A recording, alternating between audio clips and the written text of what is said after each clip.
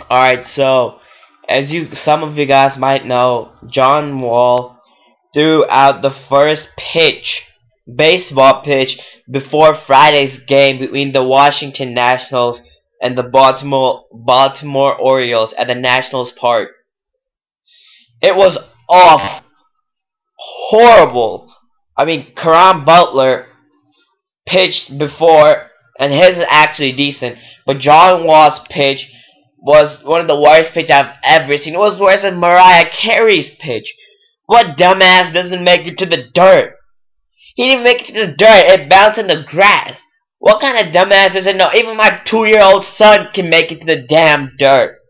Come on, John Wall. You're a basketball star. You have big muscles. You can throw.